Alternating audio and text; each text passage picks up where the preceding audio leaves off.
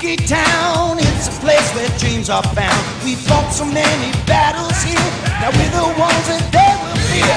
The cup resides within our town, we won't stop no letting down. The cup is ours, we're all to drink. It's our time, let's rock this ring.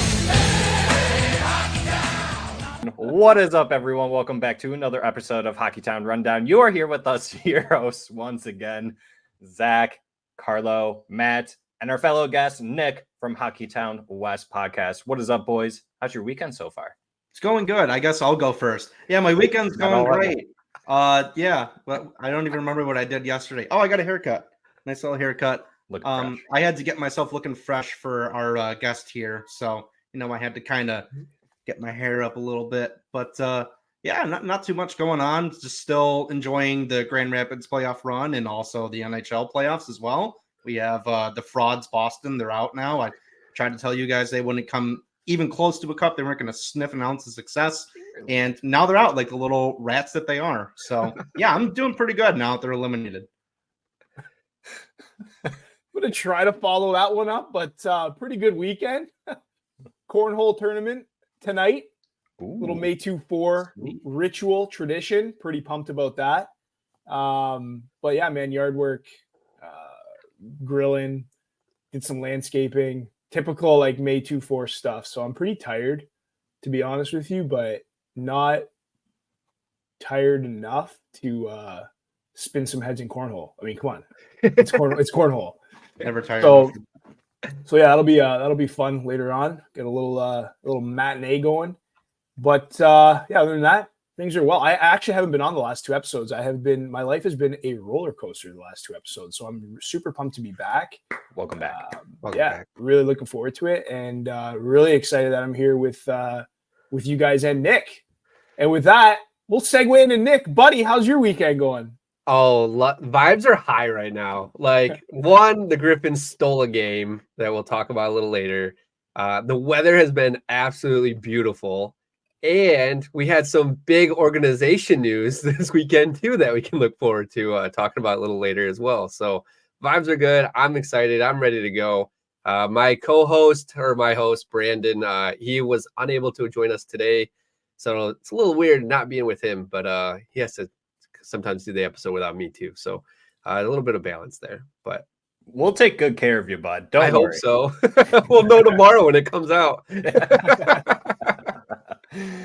Well, with that being said, thanks for hopping on, Nick. We really do appreciate it. If you guys don't know Hockeytown West Podcast, go ahead and take a look at them, whether if that's on social media, on Twitter, YouTube, Spotify, all the social media platforms that you can go watch and listen to them, as well as us. You can find us on YouTube, Spotify, social media as well, Twitter, Facebook, Instagram, and even Threads as well. And then if you haven't already, you can go ahead and check out our Linktree, where we do have our store listed on there with all of our merch and apparel. And in the meantime, if you haven't already, why don't you go ahead and hit that subscribe button and hit the thumbs up.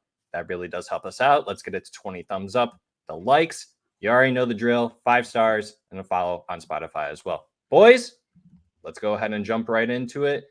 Nick, you're going to be our leader here because you are the eyes and ears of the Grand Rapids Griffins hockey, buddies. So, yeah, like Matt said right before our recording, we got an essay of questions here for you because we need you, buddy, to answer some of these questions for us. And I don't even know where to start because we have so many of them.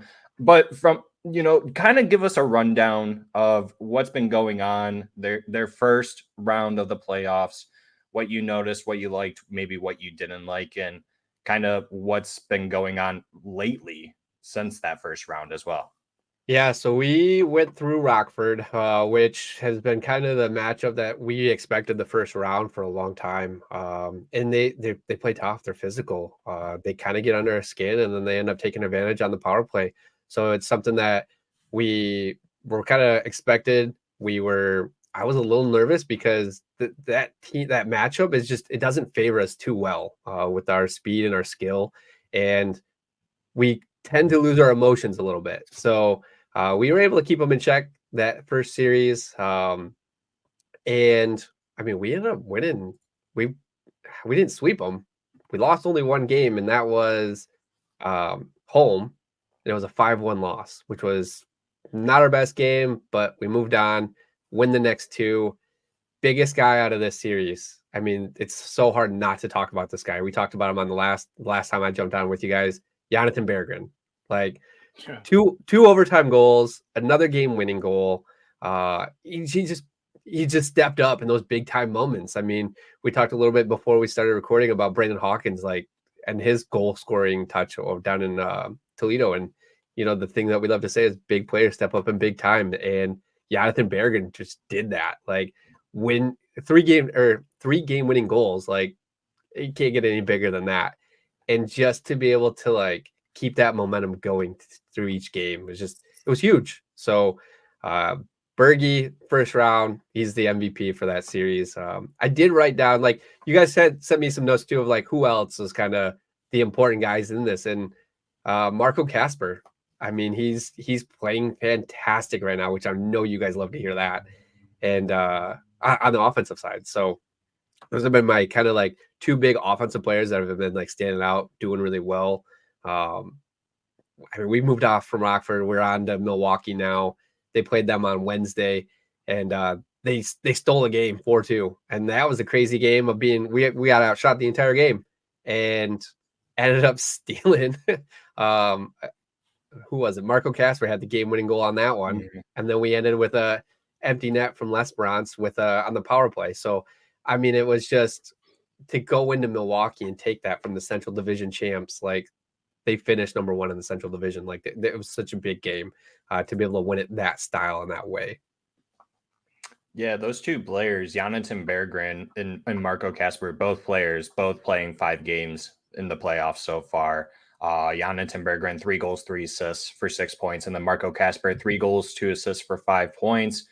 One of the questions I wanted to ask you, Nick, I know that you said Jonathan Berggren was the MVP of that first round, but which player, in your opinion, has had the best playoff performance so far that maybe surprised you, that you didn't expect to exceed the expectations, if there even were any expectations for that player?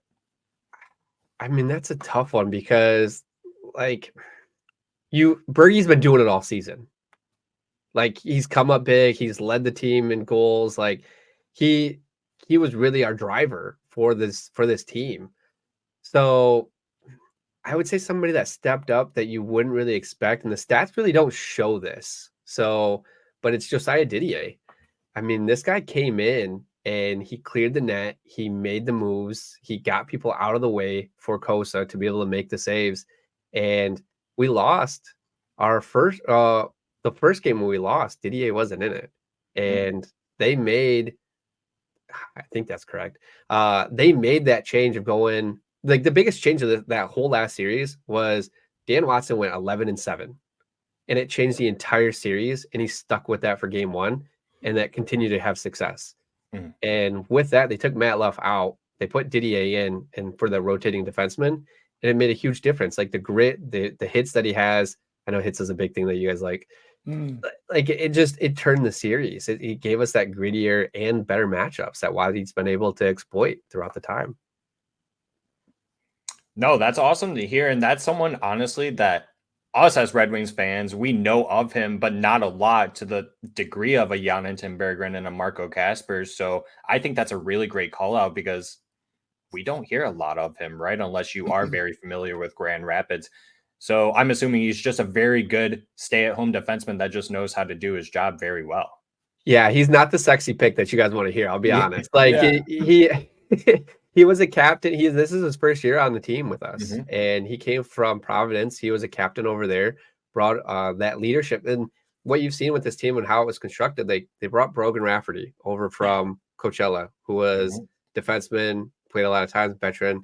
Then you bring Didier, same thing. And those two have really stepped up on this back end. Like, to be able to have that leadership is huge at this time when you have so many prospects, so many young guys that are there with us. And we had Elaine Shercliffe on one of our last episodes, and she stated too, like, he's probably up in the press box. Didier was in that press box the first 2 games, just watching, teaching these younger guys that are also sitting. Like, being able to point out the tendencies and the things that you need to see, like that was a huge piece that I ended up grabbing from her. Like credit to Elaine.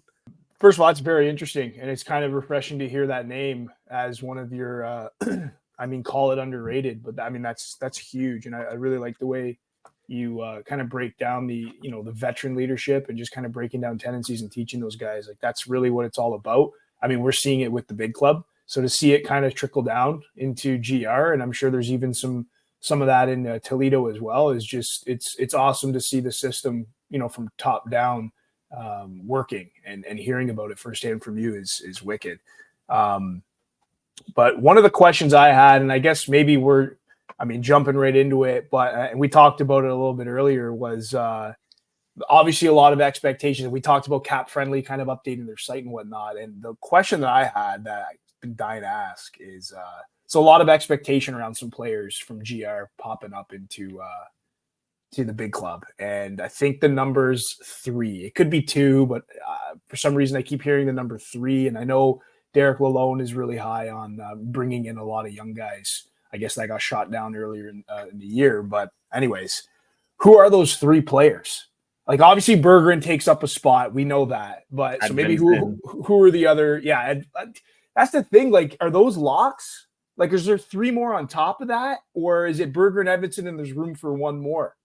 I think there's outside of Johansson too, because that's what Eisenman said. So yeah, what's your opinion on that, Nick? It's all very interesting. I would say that you're going to see Bergie up there because he's outgrown the AHL.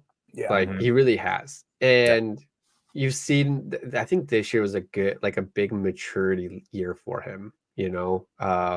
He played for the Wings last year. He played a lot of games for the Wings last year, and not too many for the Griffins. I remember the beginning of the season, he was injured, came back, and then they called him up to the big club, and he was there for pretty much the rest of the season. I think it was like 65, 70 games that he was up there for. And so him coming down here, it was kind of a shock to him, I bet. Like he wasn't happy down here. You could tell he was kind of disgruntled. He was a little bit more sassy than usual. But if you've been, I don't know if you guys have been, how big a tabs you guys keep with Grand Rapids, but they do this behind the benches thing. And it's a whole like documentary style for the playoffs. And you could see like he's having fun. He's more relaxed. He's even taking the interview questions of like the admin questions even better like he had before. Like he's freeing up. I think this is the year now you see him, like he sees the plan. He knows what's going to happen. You bring him up next year. Simon, like he already locked his spot down. Like he's going to be up in Detroit next year. Played heads and shoulders figuratively and literally above everybody else down here. So, and when he was with Detroit too, you didn't see as many of those, like, I want to say like brain freezes where you just kind of froze and he didn't know what to do or like where he was supposed to be. And like, he had a couple of that times here and I'm just like, what are you doing, Simon? Like, these are big things that I was catching. So I think those 2 go up for sure. I would like to see Albert Johansson up there as well. And so maybe you see him and Simon as a pair up there, depending on what Steve does in the summer. So I would say those 3. Now, kind of on the outside looking in, you might have, depending on how Nate Danielson does for this playoff run that they have coming up, he could possibly make it. I know he was one of the last people cut for Detroit in training camp. So I could potentially see him getting there if he does well in this playoffs. Like, I mean, if he goes off like crazy, I mean, that adds his resume, right, to being moved on. And he has a good summer and he has a good camp. Like, I could see that. So that would be kind of my outside guy. I would like to see a little bit more time for Marco just because he's getting hot after that Christmas. And then maybe they take that same approach with him as they did with Simon, where like Simon played well last season, played well this season. And then around Christmas, he got that call up. And then near the last 10 games of the season, he got that call up to be almost full time with Detroit, but still able to come back to Grand Rapids for their playoff run. So I could see that with Casper. I could see that with Mazur. Mazur was hurt he didn't play as many games as everybody else. He was hurt off and on throughout the season with some lingering injuries. So I could see that if he has a good camp, I could see him possibly making the team as well. But those would probably be my 2 like outside ones, making it. Yeah. Did that answer it? I don't know. Yeah, no, 100%. Like that's kind of where I was ballparking it, but it's kind of nice hearing it from you. That way we have no hard feelings because, well, Nick said it. So, Brandon, where are you? Save me. So, Nick, 3 things that I want to follow up with that when you were talking, right? So there were 3 things that stuck out to me. So you mentioned Berggren, he was kind of unsettled, right? Maybe unhappy a little bit at the start of it, right? So I remember kind of similar situation with Rasmussen where they had to bring him on and then they had to push him back, So very similar situation there. I don't think that they meant to do it on purpose. Maybe they did just to be like, hey, we gave you the exposure. This is what you have to work towards to make it to the NHL. So I wanted to call that out. So thank you for bringing that up and into my head as well. The second part, you mentioned a pairing of Edvinsson and Johansson. To be honest, I never thought about that. And I love that idea because I did notice, and you could, and I want you to speak on this a little bit. What do you think about that top pairing? Because it is Simon Edvinsson and Johansson. How has Johansson been playing on the right-handed side? Is he actually playing on the right-handed side?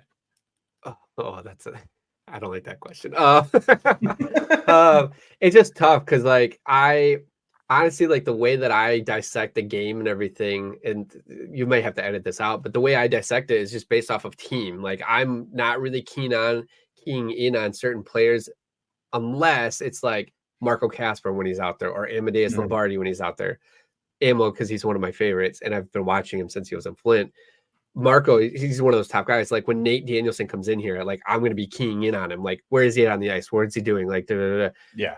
But as a full team and defense, I'm watching more of the whole team and how they play team defense. So I know when we were back, when we went up to watch the Sioux Greyhounds, and we really keyed in on Andrew Gibson, and because he was our prospect that we wanted to see, and it was weird. He kept switching sides. He'd start on the right, he'd start on the left. He would switch mid play, and I'm trying to figure out why was he doing this?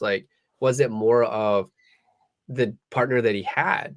But they kept switching the partner too. So it was what side was it? Only on faceoffs he was doing it? No, he was doing it on this side. It was so hard to tell what side does Gibson really play.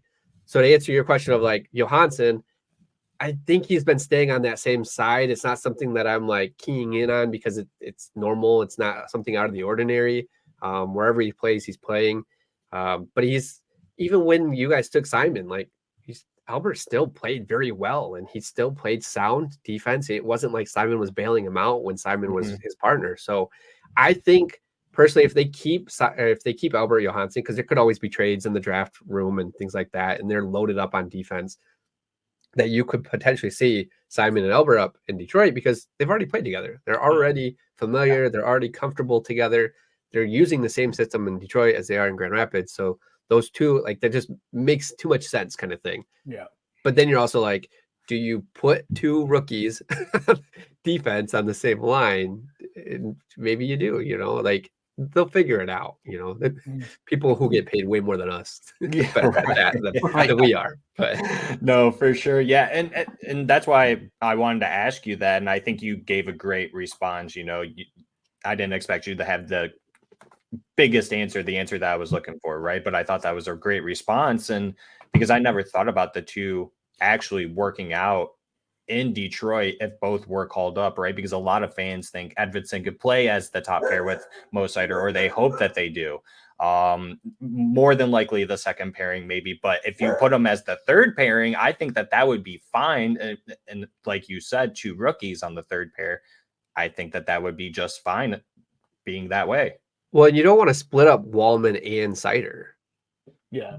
And anything you have, if you bring Simon up, you put Simon in that second pairing, are you really going to put Jeff Petrie over Albert Johansson? Right. You're going to put Albert. I mean, you're going to probably have some of the same growing pain. Next year for Wings fans, I think if you get these many rookies on the team and you're going youth movement to replace these veterans, you guys are going to go through growing pains. And you guys, and this is the hardest thing with Wings fans is they want to win, but they also want the prospects. And sometimes it don't always equal out. It's hard. This run for Grand Rapids is huge for everybody in the organization and for Toledo for them to do well. So, yeah, I mean, it'll get there to you guys at some point. It just got to be patient. And I know it's been like 12, 10 years or whatever through the rebuild, but you got the right people coming up. We've never really had a true youth movement. Like it's always kind of been a retooling. It's never really been a full movement of, okay, let's inject youth. So I honestly think that when they go and inject 3 or 4 Grand Rapids Griffins into the lineup, that's what's going to temper expectations of Red Wing fans. Because now it's like, hang on a second, you can't really blame a Marco Kasper, a Johansson. Like you can't blame these rookies for making mistakes. And I've been saying it for months. I would much rather a Johansson or an Edvinsson making mistakes than Jeff Petrie making a mistake over and over and over again. Because here's the thing, they'll learn from those mistakes. Jeff Petrie's not learning anything anymore. Exactly. He's old. His brain doesn't even work anymore. So he's learning that it's still cashing into his checking account after the day it's done, But Matt, I'll let you ask a question next. I just have one more thing, and I apologize. I know I'm asking a lot here. You brought up Danielson potentially if he has a good playoff run now that he's with Grand Rapids Griffins. For those of you that don't know, yes, that is. Here we go, right here. Yes, he is PRG. Let's say Nate Danielson does make it over Kasper.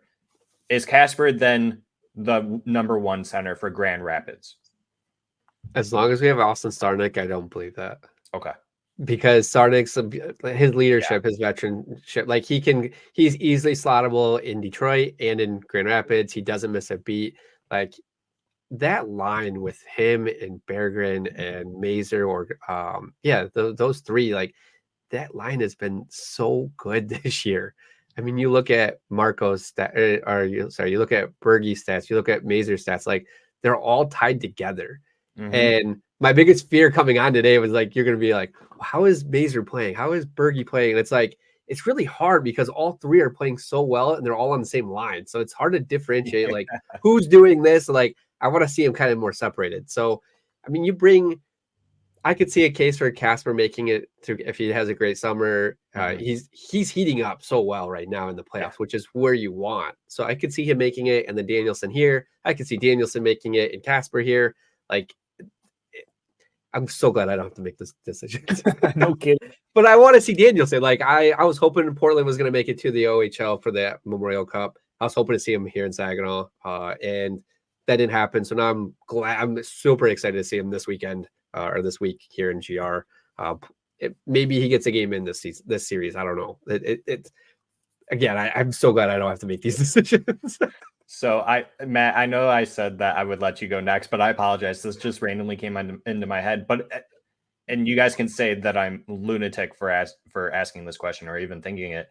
Is Marco Kasper basically Tyler Bertuzzi but center? And maybe better. Yeah. We've said this before on ours. Okay. He is the true. So not that crazy. Shit stirrer of the group. Like I just love his antics after the whistle. It's not ever. He's always touching the line. He's never crossing the line. He's not as like crazy goofy and like his equipment wise of what Tyler was. No tape anywhere. And Kasper still has all of his teeth that I know of. So I mean, it's just for now. For now. I was just gonna say. So yeah, I would agree with that, and it's the production will be interesting to see too as Kasper gets acclimated. So I know Bertuzzi was like one of the biggest playoff like risers when he was here down in Grand Rapids. He was the MVP. So yeah, that's awesome. All right, Matt, I present to you your eligibility to ask your question. Finally, I apologize, dude. Yeah, no, I just wanted to kind of piggyback off like what Carla's last question was, and I know I'm going a little bit off script. I didn't even write this one down, but I've always been like a little curious as to like the dynamic between like the Griffins and the Red Wings. Like obviously you root for these guys like Kasper and Berggren and Lombardi, Mazur. That's just to name a few. I could keep going, but for these guys, like their prospects, the ultimate goal is they're going to be on the Red Wings, and ideally they're going to be there for the rest of their career. I know it's not going to shake out like that for everyone, but that's the ultimate goal. So I know for you, like you're a fan of both teams, the Griffins and the Red Wings, but there are some people out there that are diehard Griffins fans, and they absolutely love seeing these young players on there. And let's call it for what it is. Like Casper and Berggren, they put asses in the seats. Like, honestly, they would not be on this deep of a playoff run if it weren't for them. Like, as Zach just said, they're like two of the biggest contributors throughout this entire playoffs. So I guess my question is, when these guys come up, is it like a little like bittersweet, like you're happy for them, but you're also kind of like a little upset that you're not going to be able to watch them play for the Griffins anymore? Or is it more so just like, hey, good job, we'll get the next prospect in and they're going to tear it up here too? I've just always been a little curious about that dynamic. No, that's a great question. So it's funny because of my background, right? Like, I grew up in the 90s. I was a diehard Red Wings fan. I didn't know anything about, like, we had the Flint Generals in my town. Like, they were the IHF is at the time, I believe. Yeah. And now it's the O, and Flint Firebirds have taken over. But it was always like I was watching those Wings being bought, right? Because there was no salary cap at the time. So they're just buying all these players and bringing them over and running through the championship. I moved to Grand Rapids just a few years ago and got really deep involved with the Griffins. And to watch it for the last few years, like, yeah, it's bittersweet because, like, you don't get to watch them anymore, but you always want what's the success for the player, right? Like, and the person, you want them to make that next step. You want to see them develop and get there and get to the, like, live their dream, really. And that's a big thing that Wadi's talked about too, is like, these guys, they're kids, but they're living out their dream, and you have to respect that and make decisions. I don't want to say make decisions based off that, but it does go into how he handles the players. So now on my end too, is like, the one thing is like, everybody wanted all of our prospects at Christmas time. And I'm like, everybody needs to hold off. Like, these kids aren't being overcooked. There's things here that you haven't seen. And I think the biggest gripe that I had all season was like watching some Wings podcasts. I was like, we need to bring up Mazur, or all this comments are like, we need to bring up Carter Mazur. I'm like, why would you bring up somebody that's injured? Right. He hasn't played in 3 games. Yeah. Why would, and like, I think there was a pandemonium against Marco Casper one game. Somebody got hurt, or somebody from the Wings got hurt, and they're like, we should bring up Marco. And I'm like, he's injured. I think that was when Larkin got injured. Yeah, I think that's what it was. Yeah. And then Zarnik came up. Yeah. Yep. And they're like, why do we have Sarnik? I'm like, because he's good. Like, and then you guys appreciated Sarnik a little bit more. So like, even seeing some of the veterans that get moved up, like Sarnik, like and then him doing well up there, that's great, because it lets our guys take a little bit more time on ice, get that development piece. Like, I didn't think Simon was ready the first 6 months of the season. Like, he didn't look good on that first stint when he came up. To me personally, he looked the same as he did last season, where he was utilizing his reach a little bit too much. And how you made that point earlier, where it's kind of like in his brain where he just kind of stalls, and it's like, what are you doing? You know? Yeah. And so like, I would see these things, and I'm just like, it drives me nuts. So there is a plan, I think, with the team, and it sounded like after the season too, Yzerman said too, like, our plan wasn't to bring up any prospects until they were ready and towards the end of the season. So he's doing some cap gymnastics, he's doing some roster change, like roster maneuvering too. So is everyone in the NHL. Yeah, I think he does really good. Like, Art mentioned something about Bergie. If he had played 1 or 2 more games, then he was fully up there. So, and then what happens to Grand Rapids? So like, to go back to your question of like, is it good or bad? Like, it sucks sometimes, because like, you bring these guys up, and like, then our team falls apart. You know, like, Bergie carried the team. Simon was our number 1 defenseman. Like, we're on this playoff run. Let us keep our guys to get to the playoffs. And I know, like, they're gonna make the NHL. They're gonna make it to the Red Wings at some point in time. Yeah. This year wasn't the playoffs for the Wings, obviously. Like, we saw it at the end, but like that, I don't think that was the plan. They wanted to itch it, get close, but I think the plan really was to get GR back in that playoffs and get that development for everybody, because everybody benefits from that on the team, to getting to those high pressure situations. And like Nate Danielson too, you see, he wouldn't have had this, like, you guys listed out all the Black Aces right now: Emmett Finney, Shai Buliam, Emmett Finney Gibson, Nate Danielson, Carter Gylander has been with us since when his college season ended. So like, these guys are getting AHL playoff experience. I know they're not playing, but they're in the press box with other veterans like Matt Luff, Didier. They're with all these guys and learning the game and learning how to be a professional off the ice and on the ice too. And they're getting this practice time. that wouldn't have happened if Grand Rapids didn't make the playoffs. So, Matt, Yeah. do you want to follow up? No, yeah, I mean, answer, but I totally get what he's saying because, like, yeah, like obviously when the Wings are not like in the playoffs, like at that point you prioritize the development of your prospects. And I was just saying this to the boys a couple days ago. Like we have Sandy and Palika who won the SHL championship. We've got everyone in Grand Rapids who's going for a Calder Cup. We got Nate Danielson who until recently was going for the WHL championship. Like that's what you want to see when your big club is out of the playoffs. You want all of the young guys who will ideally be on the team next year or in the next couple of years to go and win a championship. That brings that winning experience. They know what it takes to win a championship, you know, the hardship, the mental and physical hardship that it takes. And you're kind of hoping that'll translate up levels. So when they eventually get onto the team, they're going to be battle hardened, basically, for a lack of a better word. And they're going to come right in and just everything they used to get to the championship on their respective team, that it'll translate up levels. That's essentially what the plan is right now. So to piggyback off of what Matt is saying too, let's ask a question here that we have written down. So how do players like Danielson, Finney, Bulliam, Gibson, and Guylander, like you mentioned, we spoke about this off air too. So now's the time to ask it. Where do these players fit in on the Grand Rapids Griffins roster? Because this is a lot of young players. I know that they have a decent amount right now, but you got to have veteran leaders in there somewhere too, right? So, but where do most of these players fit? And now that Danielson is with the team, how does he fit in now as well? Yeah, this is a great question that I want to avoid. Probably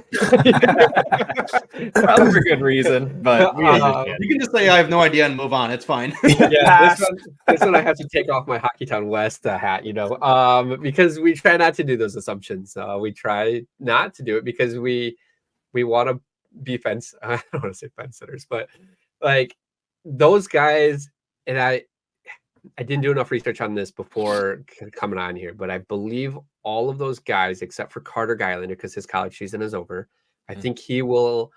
I'm more sure of him than anything that he'll either be with the Grand Rapids Griffins or with Toledo. And I say Toledo just because that's how they've been utilizing their last few goalie prospects. So Bednar is there now. Costa was there last year. So I could see Carter going there and Bednar coming up, or vice versa, whatever. Now Finney can still go back to juniors, I believe.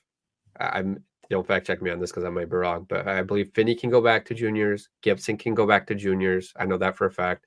And then you said Danielson could go back to juniors because of his age and his eligibility, but I don't believe he will go back to juniors next year. He tore up the league the last 2 years. Yeah. So I see him either making Detroit or coming to Grand Rapids. Now, his portion is the hardest thing because I've talked with Carlo off air about Nate, and I don't know who that third line is probably where you kind of see him I don't know. This one's so tough because the team is doing so well now with the chemistry that they have and the players that they have in there right now. How much of a difference is Nate going to bring coming from juniors to the A and playing bigger people, bigger style of hockey, more physical? How is that going to be? And I pause because the league that he was in, the Western Hockey League, was bigger people. It was more physical. So is this going to translate right to the A? I don't know. Like a lot of the guys that we had from O into the A in our organization have not done like blown the doors off. Like Amadeus Lombardi hasn't blown the doors off, but he's probably the better of the prospects that came from the O, or the Canadian Hockey League, I should say. Because you got the O, you got the C, and then you've got CHL, Quebec. Yeah. So, because you got Cross Hannes, you had Emmett Finney didn't really make a huge difference here. When he played his couple of games, he kind of looked lost. Amo took some time to kind of like, he still says he's taking some time to figure it out and get the system and the organization down. But he's played well, I think he's got a couple more years. So with Nate, it's like, do you put him in center right away? Do you put him on the wing? Do you change up and go 12 and 6? 12 and 6, or do you go like, what do you do with him? do you even play him? It's so hard to say. He's played such a big season this year too, of being in the juniors. He's played two different leagues for not two different leagues, sorry, two different teams for juniors, and then now traveling here from Portland. And I heard there was some sort of flu going around too, but don't quote me on that one for Portland. So it's I just got over it. I can confirm there is definitely a flu going around. So like I don't know. Like, yeah, I could see him slotting in third line center. I could see him slotting in the fourth. You could take Les Bronze off of that center position. Who did I message? I think it was you, Carlo. I sent you the lineup. So you got Sarnik, Casper, Les Bronze, and then Lombardi as your four lines of centers. Yeah, you did send me that.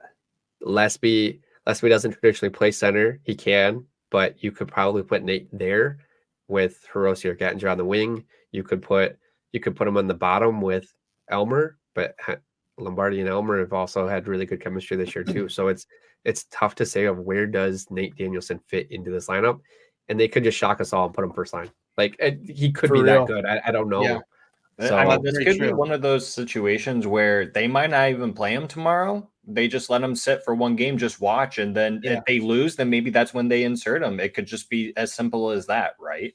Yeah, and that's why I'm like, I could see him playing Wednesday. I don't think he plays tomorrow unless he literally comes in and just blows the doors down. Yeah. He could, but he could do that. He totally could do that. Yeah. So I could see him starting out on the wing.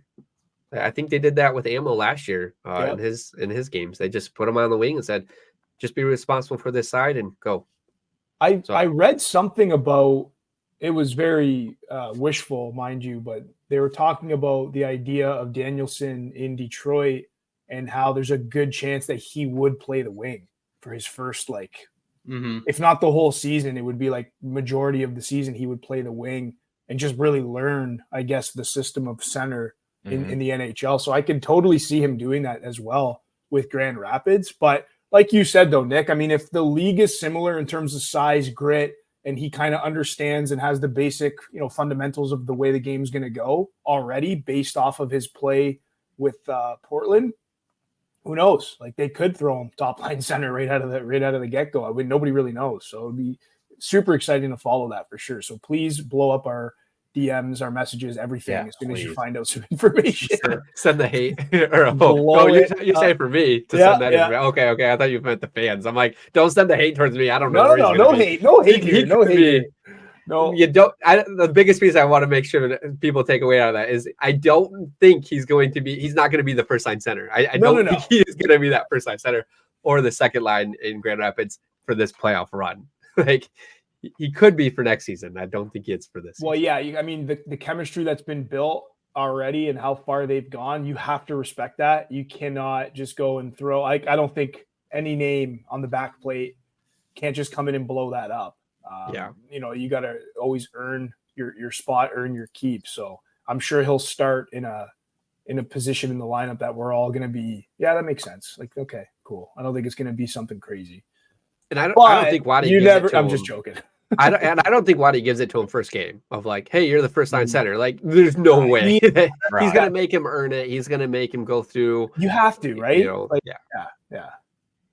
So one player that we really haven't touched on, you did say his name once, Nick, is Sebastian Cossa. And let's be honest, the numbers really aren't that pretty, but they're still getting wins, right? That's the most important thing. And to a goalie, he doesn't care what his numbers are as long as he gets his wins, right? And so, in the 5 games, a 2.70 goals against and a 0.890 save percentage. And 4 wins, 1 loss. Can you tell us a little bit about those numbers? Is it because he's not getting enough shots? It looks like he's making the saves. Every time you guys are tweeting, I'm like, wow, that's a really great save that Cossa made. So what's going on with the numbers and behind the scenes? I mean, we clipped the goals against too. So I mean, it's not just the saves. We try to balance it. But I mean, you have one bad game. You put it 5-1. They lost 5-1. I mean, it was just one bad game. There's 2 thoughts with this too. Is like, you just want the wins. It's playoff hockey. You're gonna grind it. You're gonna get a greasy goal here and there, and it's just gonna be or a call here or there to be able to move forward. And that's, you could have that thought process. I am more of the thought process of I love to see like the J.S. Shagir from back in the day where they just go on these crazy playoff tears of like he's 1-0 games, 2-0 games, or 2-1, 3-1. I love those closer games. I mean, if you take the 5-1 loss out, the stats are going to look a little bit better. And those other games that he played, it's 3-2 overtime win, 3-2 overtime win, a 4-3 overtime win, a 4-2 for Rockford, and then 4-2 for Milwaukee. So he's more towards his base of 2 goals a game, which is where you kind of finished for the season. So one thing like I wanted to see, like after that 5-1 game, I wanted to see him shut the doors down, because that's what he typically does is he bounces back and he shuts it down. And I didn't see that, which is just the goalie fan in me. But I don't think there's cause to concern. I don't think there's anything to be worried about. This is, I like to call it the second season, right? The playoffs. Yeah. Cosa's always started slow in the beginning of the season. He started slow in Toledo. He started slow in Grand Rapids. Like now this is the second season. He started a little slow. It's okay. Like he's got the wins. The team did what they needed to do to get it. So I'm not cause for concern yet. You also think too is him and Hutch really, Michael Hutchinson, they really split time all season. Yeah. And now it's Kosa, you're our guy. You're starting the series. This is your series to take, and which is, as the organization, that's what you want to see. Nothing to be concerned of like having to pull him. Our other goalie matchup, Askarov, they started the first 2 games, lost 2 games in Texas. They pulled him, put Troy Grosnick in, and Troy Grosnick, they've been riding him since. So, like, we're not in that situation yet.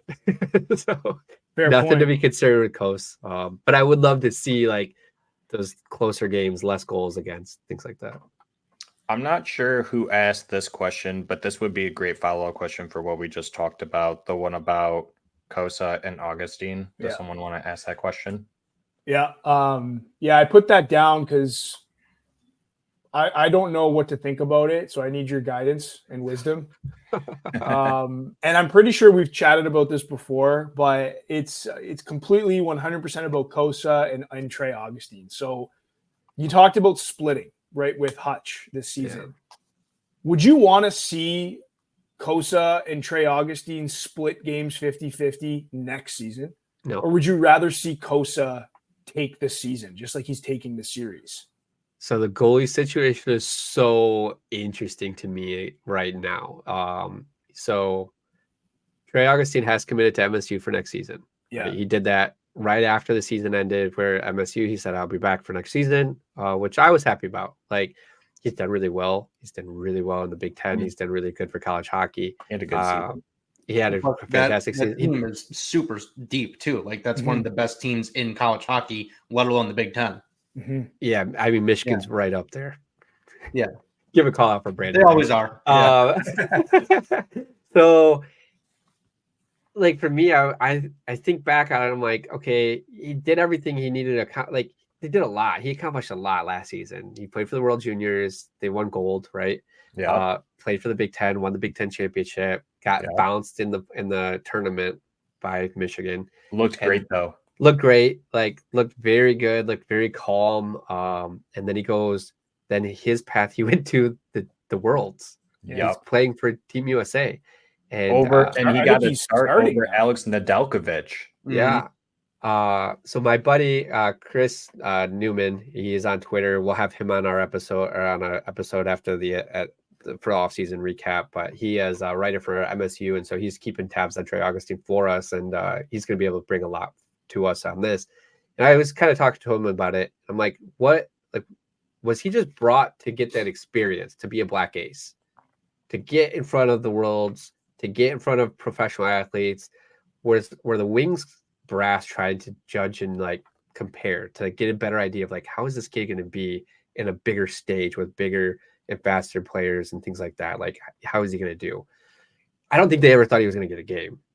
And then Alex Lyon gets injured, and now he had to back up that game, and then he played another game on top of that and only let in 1 goal on 22 shots, something like that.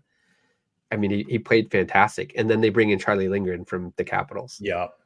So now it's like, I had texted him. I said, is this the last time we see Trey Augustine in the Worlds? And he goes, I'm not really sure. Like, so I think he plays one more year at MSU. If he has a good camp, everything like that, I foresee him with Grand Rapids probably in 2 years. So let this next season play out, and then he'll be with us that year. I think by that time, you have Kosa full time, and then he's splitting a little of those games with Trey or Bednar or whoever. Like, goalies are voodoo, right? They most certainly are. With Lalone being one of the coaches too for Team USA and getting that firsthand look of Augustine, assuming he's proud Lalone is going to Yzerman saying like, hey, this guy, like, good job. Like, I can't wait for him to be my backup or 1B, like starter black ace, like you mentioned, because it's going to be interesting, like you said, between him, Kosa, Augustine. Yeah.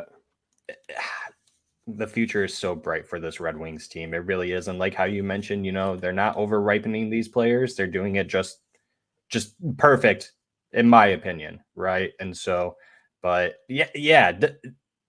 Do you think that this adds value to Augustine because Lalone was behind the bench for Team USA? Does that add value? I guess in terms of like what they see in the pick that they got, like the first hand, at least maybe for Lalone, I guess. Oh yeah. I mean, I think so. I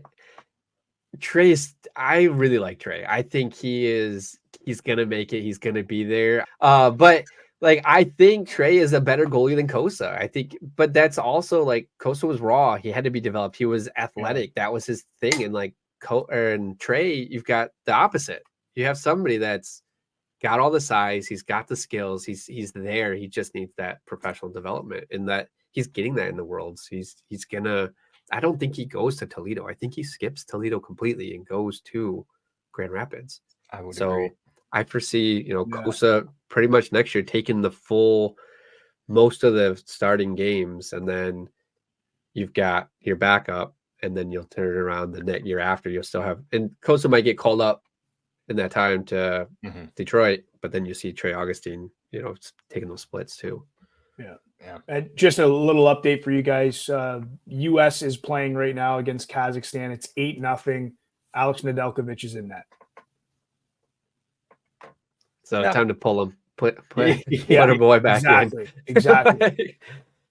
I don't know. He's played so well from what I've been able to read and understand, and like text from the people that I'm connected to too. So I mean, I don't know if they could talk him out of not going back to MSU for next year. Yeah.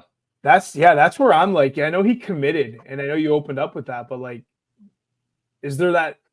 The thing is if he says, you know what, I think I'm going to go to GR, then it's like you're sitting on Kosa and Augustine, two guys that we obviously are high on. And that's where I asked that question, where if this hypothetical were to pan out, would you want to really see a 50-50 split? Or would you not want to see one really go that 60, 70, 80% like Kosa here? Like, I would rather see Kosa go and then Trey come up 25-26 and then take splits, or maybe even carry if Kosa's backing up in Detroit. I mean, I think we have the Swayman Allmark duo right here with the two of them. I mean, I think for sure. Yeah. And Waddy likes to keep his goalies fresh. And so that's the bigger thing too that I've been able to pull from Waddy this season, is that he rotated his goalies last year. He had Leatherman and Kosa, and he rotated them. They were pretty much 50-50. They weren't true 50-50, but they were close. Same thing this season with Coast. Like, I think that's more of his style, and I think that's what really works. You don't want to overwork your goalies, and you want to have them prepared for the games. And he lets them know what games they're going to play. So, I mean, I would rather see the 50-50 just based off of keeping them fresh, keeping them ready, keeping them prepared to going forward. So, you know what? That's an interesting thought. Like, what if the grooming has already started for that Swayman Allmark type of duo, right? And then, obviously if Trey does, for whatever reason, hypothetically go to GR, that's when that grooming really, really starts. Because now it's 50-50 split. Maybe they do that for a year. Maybe they do that for 2 years. And then they both come up to Detroit. That would be so wild If Detroit literally their current goaltenders contracts run out, they sign nobody and call up Trey and Kosa and say, "Okay, boys, it's your time, 50-50, let's go." That would be wild. I don't like that. But wild. I don't like that. Ease them in. Because once you get to Detroit, it's more of like we talked about this the last time I was on. Is like it's more of they ride. I'm gonna say Lalone is terrible about riding the goalies and like overworking them and pretty much grinding them down to bear, right? Like there's not much left for them to give up. So I would rather see the 50-50 and like slowly ease them into that. Once they get to Detroit, it's more of like I don't know, maybe they change. Maybe they change styles. Like it's hard to tell in 3 years, like especially with goalie development. Yeah, I don't even really like necessarily have a question. I just have like an observation about the two goalies. Like you can really tell from watching like Augustine highlights, whether he's Team USA or back in Michigan State, and then of course coasting Grand Rapids, is they both play with such maturity and poise and confidence. Like neither one of them is really like swimming in the net, so to speak. Like we watched Reimer do that pretty much whenever he started, and I think it's safe to say neither one of these guys is going to be a Reimer type player, thank God. So yeah, that's just one observation I had is like they're extremely similar in their style of play. It's just, of course, Kosa has a little bit more experience and, you know, he's played up levels than Augustine. But I think it's going to be a really tough decision to figure out who's actually eventually when they're up in Detroit.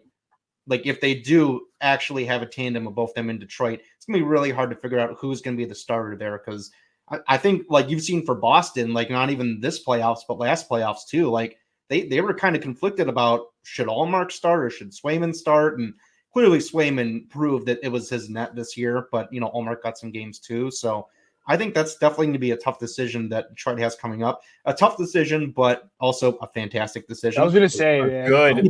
Yeah. It's definitely one you want to make. And best decision you could ever possibly have. Totally. So yeah, I just wanted to touch on that. And I think we've got one more question before we get on to around the league stuff, Zach, correct? Yeah. I don't. Yeah. Does anyone have a final question that they want to ask? I don't really have any more questions. I feel like I've asked majority of the questions here, so I want to leave the floor open for Matt. I know you haven't really asked too much. Well, I mean, for me, I wrote one down, and you know, we touched on Watson a little bit, but I really just wanted to go into like how much of a difference in the team do you see this year being coached by Watson over Ben Simon? Because you know, Simon was there for a while, and it was looking pretty decent until, you know, recently, until the end when they were one of the worst teams last year, and now all of a sudden it's been like a complete 180. Like the team is a juggernaut in the playoffs. They're going off for the Calder Cup. So do you think like the coaching change is one of the major factors for the team like turning around this year, or do you think it's more so just the new injection of like talent and like all the prospects there? What do you think is like the main contributing factor there? Nick is so excited to answer. I love this question. I love this question. Himself. He's moving around. Yeah, I could tell. I love this question. So there's multiple levels of this. So, so we started our podcast, Hockeytown West, last year in February, and the team was so terrible, and it was just like it was depressing. I'll be honest, it was depressing to go into games. Like I paid for season tickets, and I was just like, this is so terrible. I'm like, they're like, are you gonna read Detroit? We know exactly how that is. Yeah. I like at the end of the season, they said, do you want to re-up? And I go, no. Like, I'm gonna wait. I'm like, if you guys don't fire Ben Simon, I'm done. Like, I was the guy, I almost had a sign out there that said Ben Simon, Simon says it's time to go. Like I was so over it. Like it was so bad. Like the players, they would come out and it was just like dump the puck. Nobody could bring it into the offensive zone. It was like basically they would just get ripped. I don't know what was going on behind the scenes. That sounds familiar. I wasn't that connected with the team at that point, but it just seemed like they would come out and they were just depressed. They weren't there to compete. They didn't care.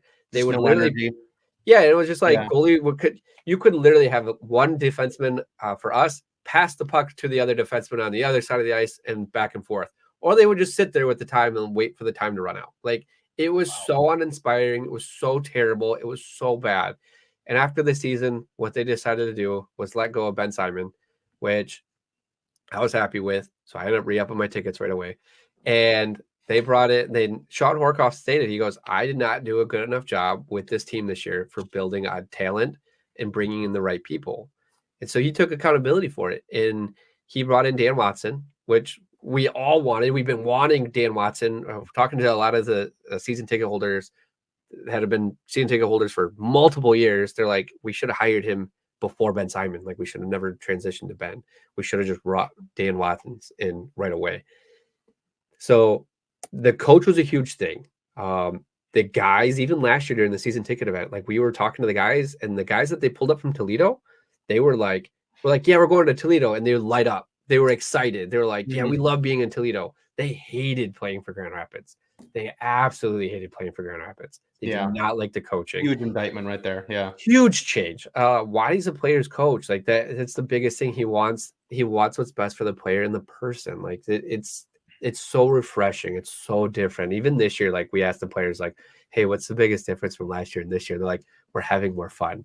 And you could tell, like, they're competing, they're playing, they're winning. Like, it's a hard question to answer because I always revert back to, it's all about balance. But, like, you have the leader, like Sean Horkoff, bringing in the guys of, like, Brogan Rafferty, nobody had heard of before, but he's secretly very good right now for the Grand Rapids in this playoff series. Like, he was my, like, under the radar defenseman that I was going to bring up today. So I was able to plug him in real quick. You bring in Didaya, you bring in him, veteran leadership. You bring in Radim Shimmick. That was also another captain from San Jose Barracudas, who played for the Sharks as well.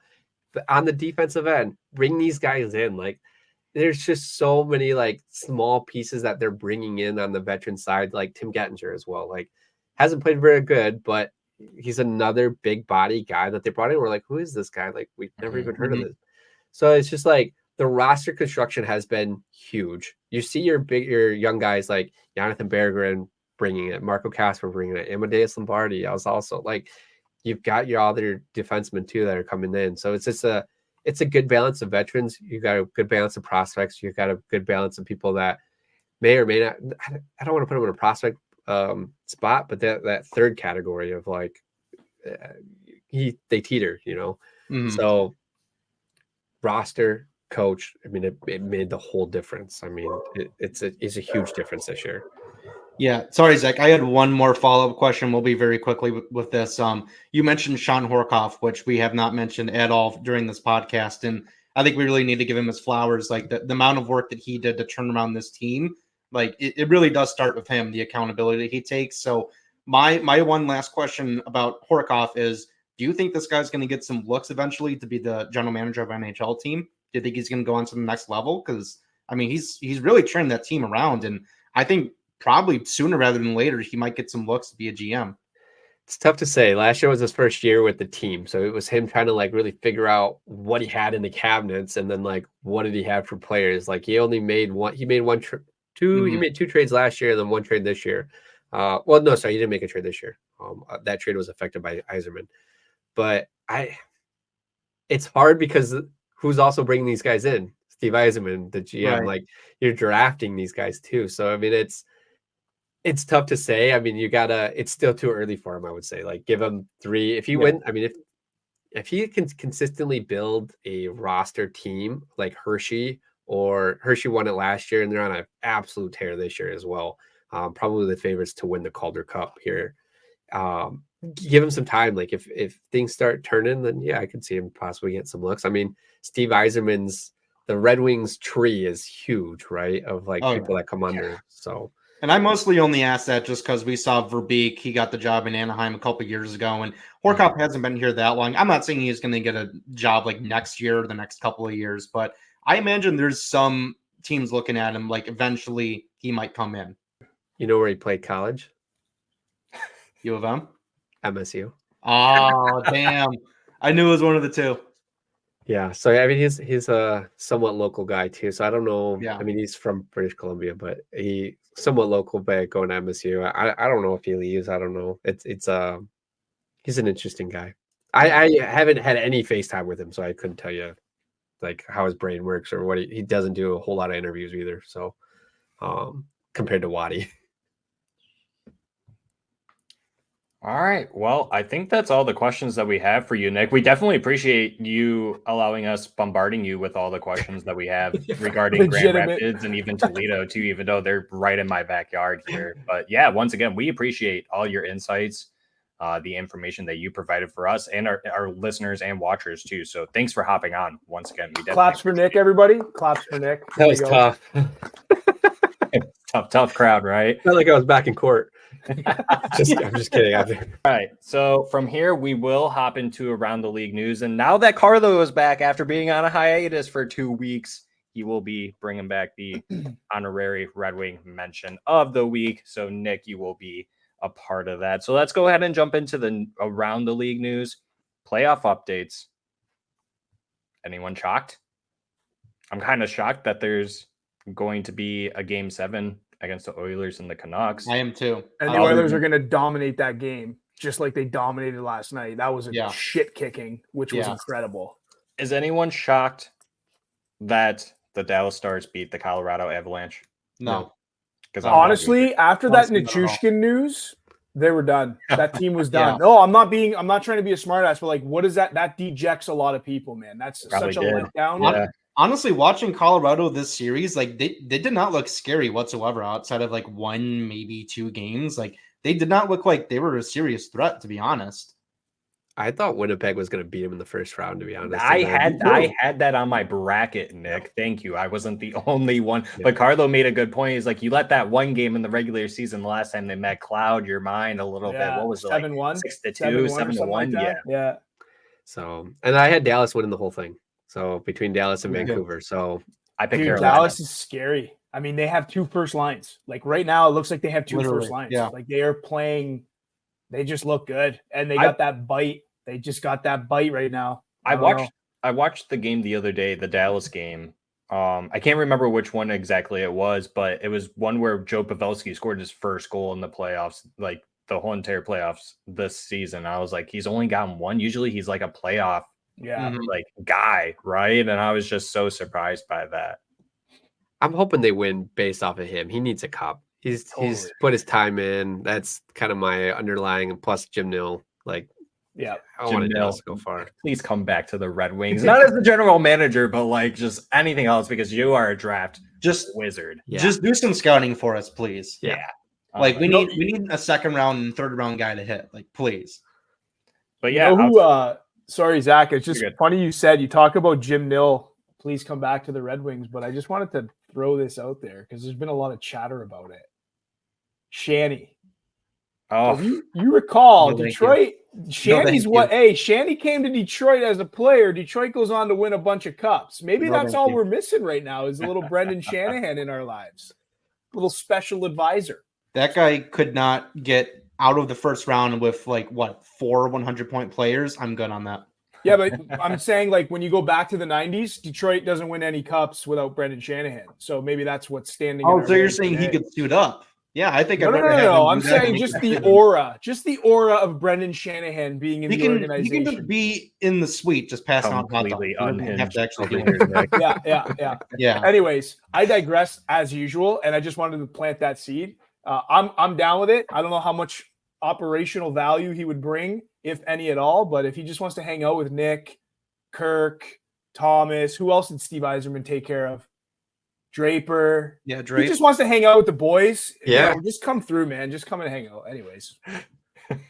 And I will confirm Carlo is really good at playing the seeds because he did that with Patrick Kane and he did end up signing with us. So.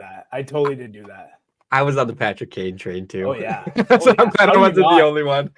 Dude, as soon as DeBrink gets signed, I'm like, I smell Patrick Kane. I don't know where he is. I smell his cologne. And I'm like, you won't post that on Twitter. Do it. And he does. I'm like, I don't care. No way. But outside of that, you got the Florida Panthers, like Matt said, beating the frauds of the Boston Bruins, the Rangers beating the Canes, and then you got Game 7 for the Oilers and Canucks. That's tomorrow at 9 p.m. I'm a little upset. Is it at 9 o'clock tomorrow? That's insanity. Oh wow, it's a holiday, man. I thought it'd be at 8 for sure. Wow. What holiday is it? Monday. It's Canada. It's a holiday.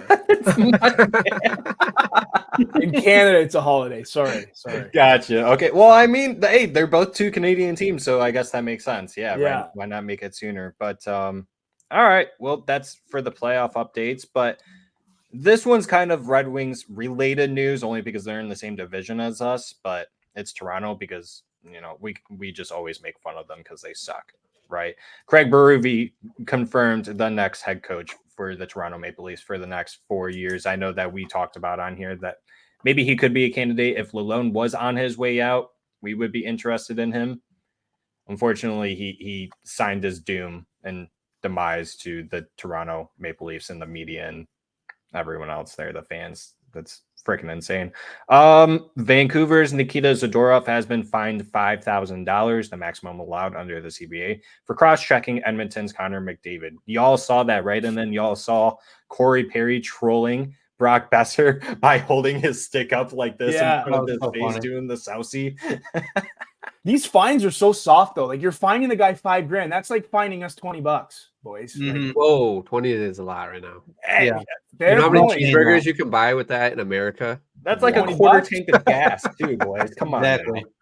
You say $20, yeah, I guess. You look at it that way. But anyways, these fines are soft. Like, these guys are millionaires, man. Bump it up.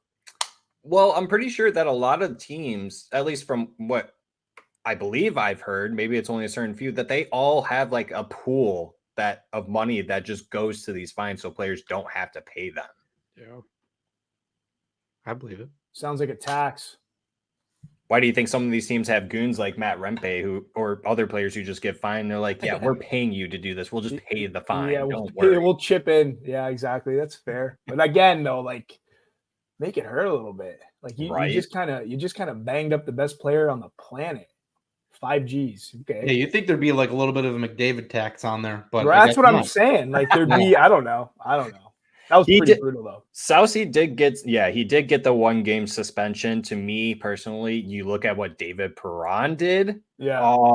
And Sousey did this to essentially the face of the league, right? If it's not Bedard, it's Connor McDavid. If it's not Crosby, it's Connor McDavid. All these good players, right? But Connor McDavid is the face. And he only gets 1 game. I get it's the playoffs, and then he comes back and scores. Loved it. I'm just shocked that it was 1 game. Are you guys honestly surprised by that? 1 game really is like 2 regular season games, right? So yeah, I'd be surprised. I think it should have been 2 at least. Takes a lot to get suspended in the playoffs, so I don't know if I'm really all that shocked, to be honest. We know how Department of NHL player safety is. Anyways, we did a whole entire episode basically on that too, how horrible they are at their jobs. I mean, like I just said, they get worse in the playoffs. Yeah. So I'm gonna end the Around the League news on a bad note here, at least for this particular person and the people who were involved. But a woman who worked for the Chicago Blackhawks is suing the NHL team and its charity, accusing them of breach of contract, fraud, and sexual harassment. Is this like the 5th lawsuit in the last 3 years for the Chicago Blackhawks? What in the world is just going on with this organization? Just fold the franchise at this point, honestly. They can just fold this franchise and Chicago will just make a new one. Like, throw it out. Just throw it out.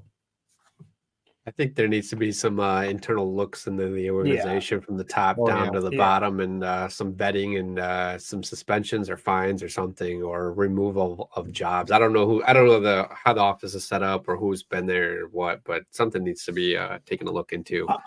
You nailed it, dude. I honestly think the top has probably been there for way too long. And I say this in any organization, man, if you're a CEO of a company, I always unless you're like a crazy good company, and I look at look at Apple, like they're not going to rotate through CEOs. They're just they're a perfect machine. But when you look at hockey teams and you look at anything, hospitals, like you look at a board and you look at CEOs, like I feel like it should really be similar to how municipalities are ran, provinces are ran, states are ran. It should be like a 4-year rotation, and you always got fresh ideas, fresh blood, fresh eyes coming in, being voted on, I guess as unbiasedly as you possibly can. But when you got people kind of running the show for 20 plus years or whatever, like you're bound to find some stuff that you do not want to find. Like it's going to happen.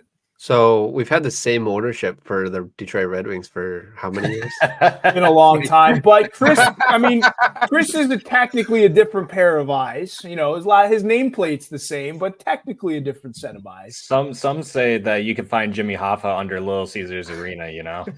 Some could say Jimmy Hoffa's still alive. I'm just joking. I'm totally joking. I'm not going down that. In the ceiling of Little Caesars Arena. Somewhere. Yeah, he's actually driving Zambonis. You just don't see him.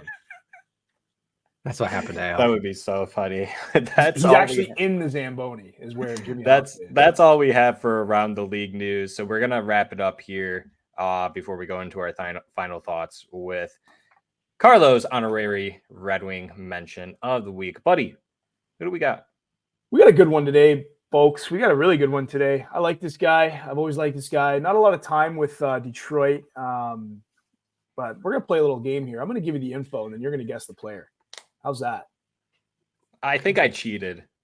So I won't play. You shouldn't have said that. Go edit that out and just guess the player. So anyways, 32 years old currently. He's a center and a right wing. 13 games played with Detroit, for a total of 1 goal, 1 point. He's currently playing in the DEL. I'm going to butcher this one, so bear with me. For Conor Hale, we're going to go with that. Conor Hale, totally wrong. Anyways, in the DEL. This season, he's got 29 games played, 6 goals, 7 assists for 13 points. Who is this week's honorary mention? Okay, can you give me a hint? What year did he play in Detroit? He just gave you a bunch of hints. He's 32 years old today. He was on the roster in 2014. Okay, I'm out. There's no way I can remember all the way back then. Nick's cooking. Let me think. I honestly think Nick's gonna get it. Why? Why do you think I'm gonna get it? I don't know. I have no idea. I just think you're gonna get it. Is it? Well, I think I know who it is. He only played 13 games for Detroit. So I've got 2 guys possibly, but this guy's kind of a bigger name. Alexei Marchenko. He's a bigger guy. He was a mention. He was a mention recently. That's what like. So that was the first one. The second guess is Andre Nestrasi. Nestrasil? He was 2 weeks ago. Man. It was Landon Ferraro. Landon Ferraro is what a legend. Definitely have heard of him before today for sure. You've never heard of Landon Ferraro? I have now. Oh my god. Any relation to Ray Ferraro? I actually think he is related to Ray Ferraro. I think Ray Ferraro might be. Yeah, I think they're. Either father, son, or uncle. Father, Son, or Holy Spirit. It's one or the other. Yeah, I'd say Holy Spirit. Landon, the Holy Spirit Ferraro. I can't believe you never heard of Landon Ferraro, Matt. That's wild. He is Ray Ferraro's son. Yeah. Okay. Yep. Confirmed. He had a pretty good season in GR. He had a couple decent seasons in GR, actually, in between his Detroit stints. But anyways, that's the honorary mention. When was he picked in the draft? 2009. 32nd overall. 2009 draft. Yeah, 32nd overall. Wow. Just another one of those Ken Holland. Yeah, I was just gonna say you gotta love Kenny Holland. Wish you all the best, Landon Ferraro. Ken Holland really was just blindfolded, throwing a fucking dart at the dartboard, wasn't he? Yeah, sure, we'll go with this guy. Man. Do you have any hot takes on Landon Ferraro there, Nick? No hot takes. I already got all my hot takes out in the episode. Right. I'm gonna be burned. What more do you need from me, Zach? Give me all your money now. What is this guy talking about? All right, boys. I think we can wrap it up here. I think we can go into our final thoughts. Nick, since you're the guest on here, you want to go first? Just give your final thoughts. Typically, we just say, "Let's go Red Wings, Grand Rapids," and whatever else you got. We got a big series right here with Milwaukee. So we've got games on. I'll just go through the schedule real quick for what we've got coming on. Monday, we play. This will come out today or tomorrow? Later today. So we got a game tomorrow, Monday, May 20th, and this one's at Milwaukee. So I'm interested to see with the long layoff of what's going to happen. So the last game that they played was, I think it was Wednesday. Yeah, Wednesday. Yeah. And now it's been this long. And people are wondering why. It's because Milwaukee's arena is also owned by the school. So they had graduation ceremonies Friday and then Sunday. So they could have slotted a game in Saturday, but I don't think they had enough people to do the breakdown of the arena and rebuild back up for the ice. So that's why the long layoff, but we've got that one. Wednesday, potential Nate Danielson sighting. Oof. Just kidding. Oof. And then if it go, that would be it. Because this is a 5-game series. It's a 5-game best of 5. But if not, then we're back in Van Andel May 24th. That's a Friday, so at 7. So that could be a potential game as well to see Nate. So come on out. Light up the van. Let's get crazy. Let's get wild. But that's all I got for Griffins. I thank you guys for having me on. You guys can find me at Hockeytown West Podcast with Brandon. My Twitter handle is grhockeyguy. We're blowing up all the socials right now. So give us a like, give us a subscribe. We just mainly talk Griffins, prospects, and Toledo Walleye, which we're going to probably avoid right now. A little bad news in Toledo. So they just had like a 22-23 game win streak and it just got broke. They've lost 2 in a row. So it's a tough Kansas City team. It's a good team. So wow. Yeah, if you guys haven't already, please go check out Hockeytown West Podcast. It's so funny how we both started pretty much at the same time, and we both pretty much had the same name too. So we just had to connect right out the gate. And so it took a while for us to connect. But yeah, if you guys haven't checked them out, you can check them out on YouTube. You guys are on Spotify, I believe. I think you're on Apple Podcast. We're on everywhere. Anywhere you can find your podcast. Amazon, it has podcasts now too. So we're on that. You can find us. The easiest way is through Twitter, and then YouTube. We're there too. So we do some crazy raffles. We do have a couple more Flying Toaster jerseys. So nice. Join in, and it's all random generated. So we had a guy out in Texas that won. So wow, cool to nice, see. cool. So, all right. No, that's awesome. Thanks, Nick. Yeah, we definitely appreciate having you on once again. Matt, Carlo, final thoughts? My final thoughts are, let's go Griffins. Let's go Dallas Stars. I've got a future bet on them. I'd really like that to pay off. I hope they win the cup and, everyone passes it around and they get to Jamie Benn and they say, nope, screw you. You're not getting it. And they don't give him the cup. That'd be cool. He's going to get it. Yeah, they're going to give it to him. No, that's okay. They'll skip him. Yeah, like you don't even love your wife, so Jesus, you're not getting it.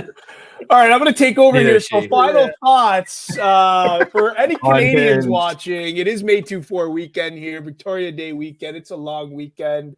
Go play some cornhole, watch some hockey. Griffins, Toledo, just Toledo. Let's keep her going, keep the faith. But Griffins, really exciting stuff coming there. And go play some cornhole because it's May 2-4 weekend if you're in Canada. It's a fun game, and those